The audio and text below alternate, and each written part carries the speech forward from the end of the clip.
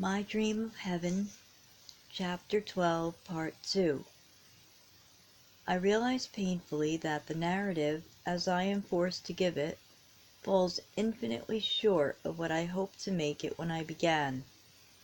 But bear with me, it is no fancy sketch I am drawing, but the veritable life beyond, as it appeared to me when the exalted spirit rose triumphant over the impoverished flesh made slavishly subservient through suffering.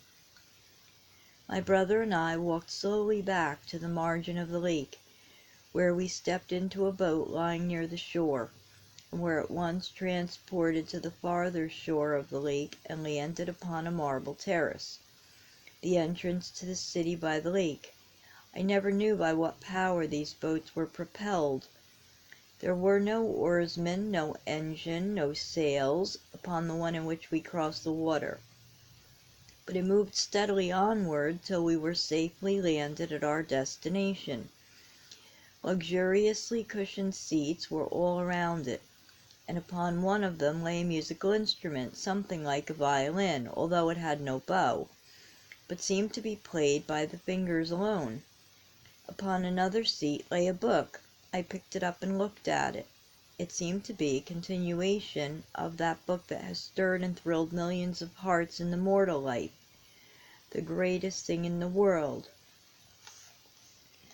As I glanced through it while we journeyed, I grasped the truth that this great mind already had grappled with the mighty things of eternity and given food to immortals even as he had to those in mortal life in the years gone by. I was roused from my thoughts by the boat touching the marble terrace, and found my brother already standing waiting to assist me to the shore. Passing up a slight acclivity, we found ourselves in a broad street that led into the heart of the city. The streets I found were all very broad and smooth, and paved with marble and precious stones of every kind. Though they were thronged with people intent on various duties, not an atom of debris or even dust was visible anywhere. There seemed to be vast business houses of many kinds, though I saw nothing resembling our large mercantile establishments.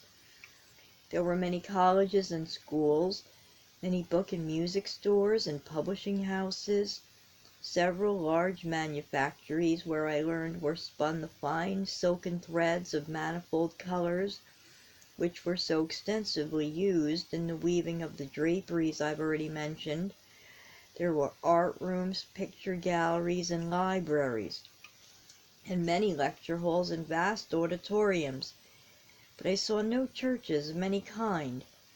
At first this was somewhat confused me, until I remembered that there are no creeds in heaven, but that all worship together in harmony and love, the children of one and the same loving Father. Ah, I thought, what a pity that fact, if no other in the great economy of heaven, could not be proclaimed to the inhabitants of earth. How it would do away with the petty contentions, jealousies, and rivalries of the church militant. No creeds in heaven, no controverted points of doctrine, no charges of heresy brought by one professed Christian against another, no building up of one denomination upon the ruins or downfall of a different sect, but one great universal brotherhood whose head is Christ and whose cornerstone is love.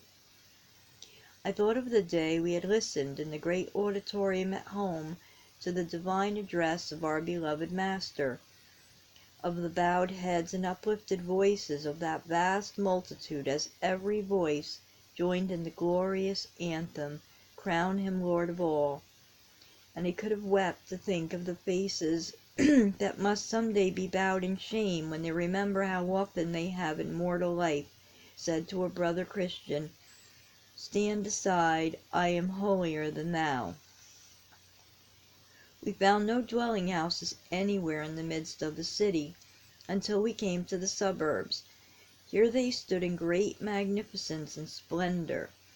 But one pleasing fact was that every home had its large dooryard, full of trees and flowers and pleasant walks, Indeed, it was everywhere outside of the business center of the town, like one vast park dotted with lovely houses. There was much that charmed, much that surprised me in this great city, of which I may not fully speak, but which I can never forget. We found in one place a very large park with walks and drives and fountains and miniature lakes and shaded seats, but no dwellings or buildings of any kind, except an immense circular open temple capable of seating many hundred, and where my brother told me a seraph choir assembled at a certain hour daily and rendered the oratorios written by the great musical composers of earth and heaven. It had just departed, and the crowd who had enjoyed its divine music yet lingered, as though loath to leave a spot so hallowed. "We will remember the hour," my brother said, "and come again when we can hear them." End of chapter.